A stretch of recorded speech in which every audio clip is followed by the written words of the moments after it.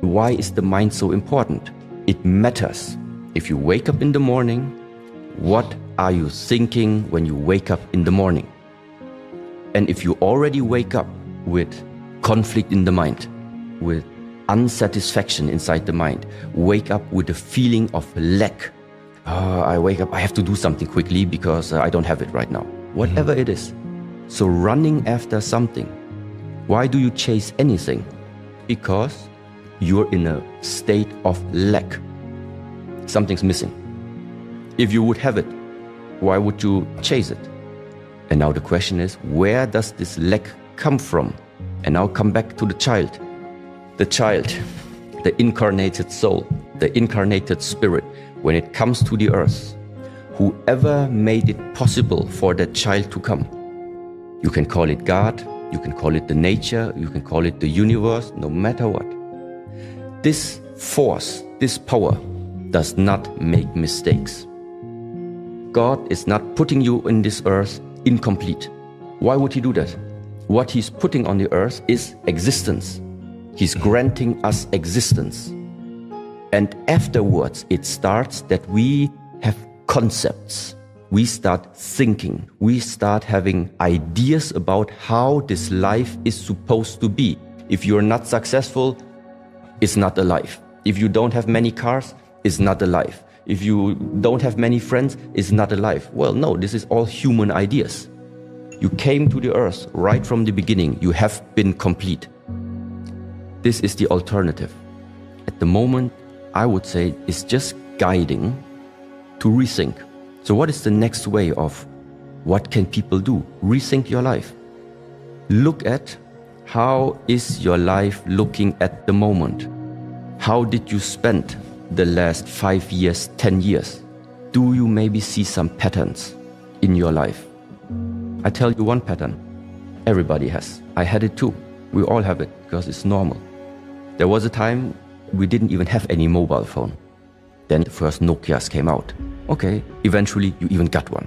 We're happy about it. Then the next generation of phones came out. And this one was, okay, it's old already. And you wanted the next one. Then you got the iPhone. Then you got the MacBook Pro, the big TV screen. Then the first car you had, a Volkswagen. Afterwards, you had a BMW. But there is a pattern behind there. Whenever you get what you want, you will realize that's not it. And so the question is, when do you start to realize the pattern that running after desires is not going to fulfill your desire? What you need is realization. What you need is wake up. This is where all these terms are coming from. Also, to take that misunderstanding away. I grant you the Porsche. I grant you a big house, yeah.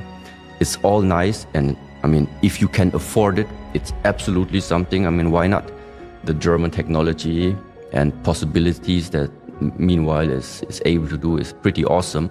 The only thing is, ask yourself, your satisfaction about life, is it based on a condition or not? Because this is what I would see right now. Everything that at the moment you want to have, always when you say, I need this in order to feel complete, I want this in order to feel complete, then it means your life, your satisfaction about life is based on conditions. As long as I have many followers, I'm happy. As long as I have a family, I'm happy. As long as I have the car and the big house, I'm happy. The fact is, you do not have a guarantee. You do not have a security that at any point in time, you're gonna lose these things. First of all, latest, when the body falls apart, you're gonna lose them anyway. But even before that, just look out in the world when we had, for example, the restrictions because of the COVID. What can you do as an individual if the government decides, finished? No more podcasts, no more going out, no more meeting friends, stay at home. And you had a lifestyle, every day you go out meeting friends, every day you drive around, every day you are outside. But now, because of whatever, you are forced to stay in that restriction. What is going to happen to your life satisfaction? the more it was based on the condition of life needs to look like this, the more we will suffer.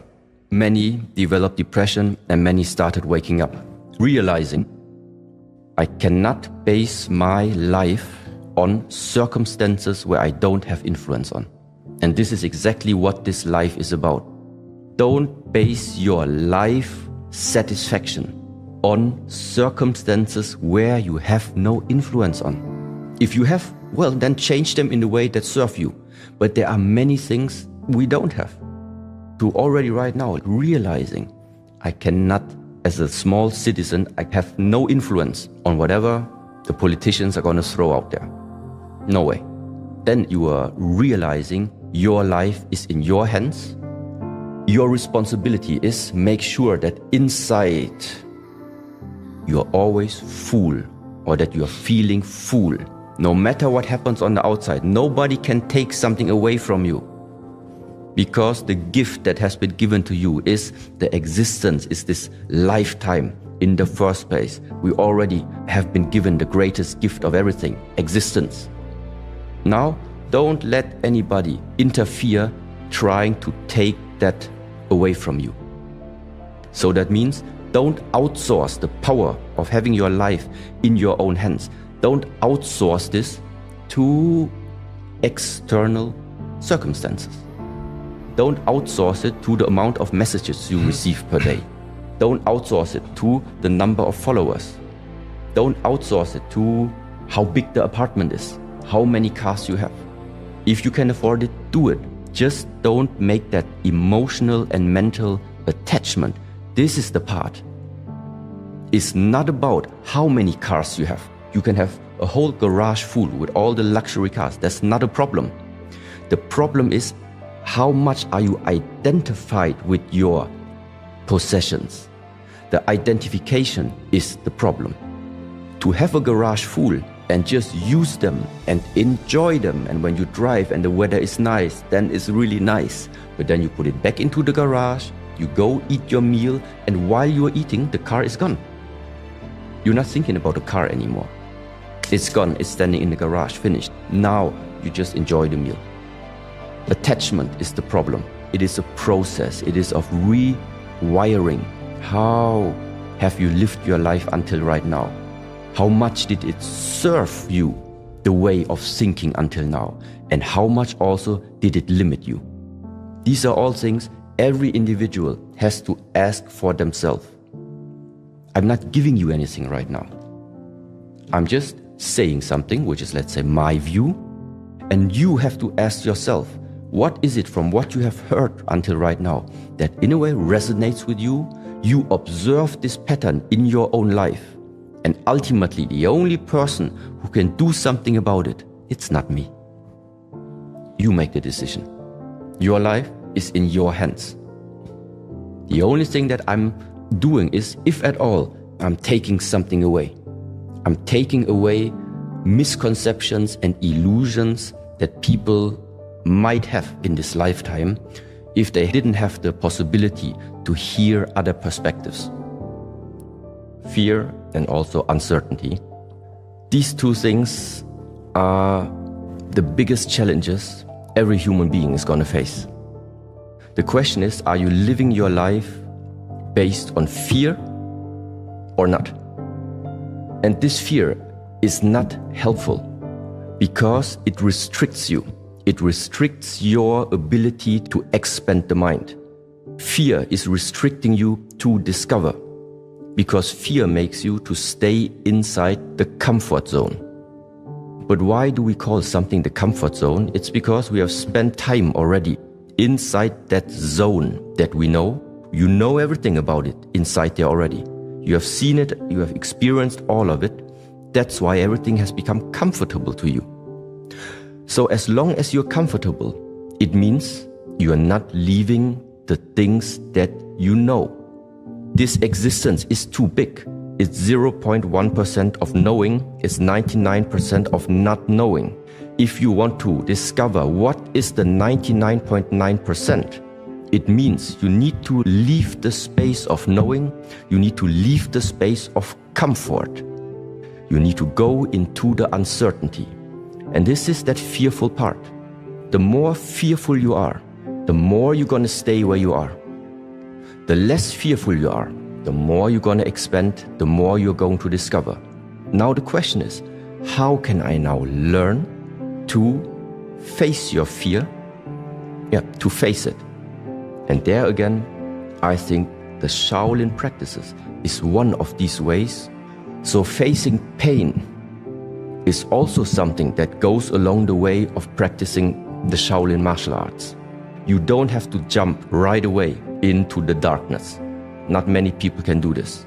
But realizing, okay, this is right now my comfort zone, and tomorrow I'm already trying one thing that is new to me.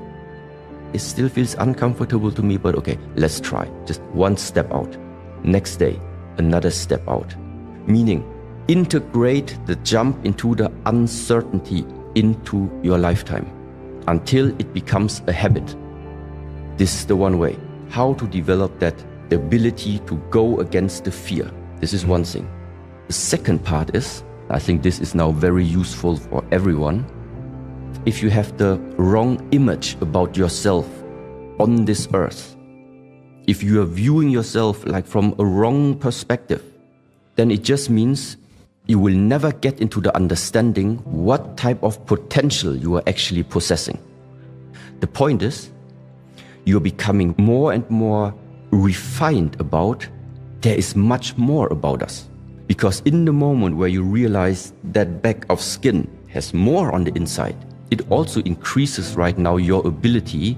If you say, health is important to me, well, then it's not enough to just like use cream on your skin. That is taking care outside. If you know there is more inside, then it means whatever you eat, whatever you do, whatever you're drinking, how does it affect what is inside of you? So all these practices, what does it do? It makes you become more refined about yourself. When you look at yourself, when you sense into yourself, you feel more what you are. Take care of the body, refine the body, and at the same time you refine the mind.